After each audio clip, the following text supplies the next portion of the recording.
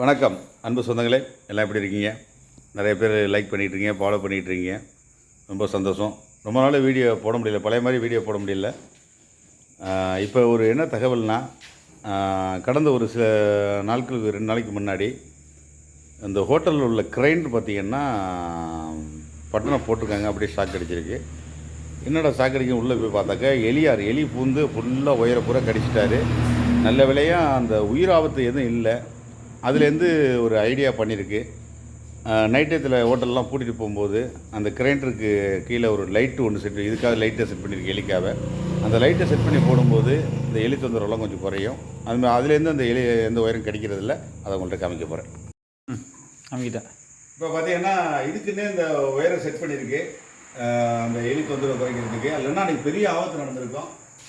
இப்போ பண்ண சொல்லிவிட்டு கிரைண்டருக்கு உங்களுக்கு கிரைண்டர் எங்கே இருந்தாலும் கிரைண்டர் இது மாதிரி கார் வச்சுருந்தா கூட சொல்கிறது கார் விட கடிச்சிடும். அந்த கார் கீழே கூட வைக்கலாம். கீழே வைக்கலாம். இதை இப்படி வச்சிடுறோம். இப்படி வச்சுட்டு பட்டன் போட்டோம்னா அந்த மாதிரி வெளிச்சம் பாருங்க. இந்த வெளிச்சத்துக்கு வந்து எலியார் எந்த தொந்தரவு பண்ணலை. ஆக்சுவலாக அன்றைக்கி பார்த்துருந்தீங்கன்னா இதில் கையை வச்சுருந்தா அந்த உயிர் கடிச்சதுக்கு பெரிய ஒரு உயிர் ஆபத்து ஏற்பட்டிருக்கும். ஏதோ கடவுள் புண்ணியத்தில் இந்த சம்பவம் எதுவும் நடக்கலை. நீங்களும் ஹோட்டல் வச்சுருக்கீங்க, எலி தொந்தரவு இது மாதிரி இருக்குன்னா இது மாதிரி எப்படி சொல்லி ஒரு லைட்டை செட் பண்ணி ஹோட்டல்லாம் முடிச்சுட்டு போகும்போது இரவு கடை இல்லைன்னா இது மாதிரி லைட்டை போட்டு வைங்க.